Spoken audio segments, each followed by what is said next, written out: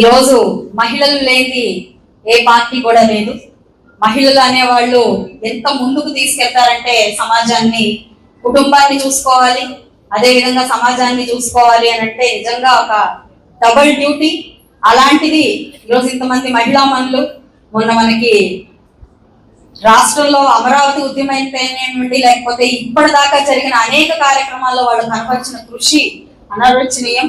అయితే ఈ యొక్క వారి ప్రతిభకు మనము పట్టం కట్టాల్సిన అవసరం కూడా ఉంది. రానున్న రోజుల్లో మహిళలకు 33% రిజర్వేషన్ తో అనేక అవకాశాలు రాబోతున్న క్రమంలో మనం చాలా స్ట్రాంగ్ గా చేసుకోవాల్సిన అవసరం ఉంది.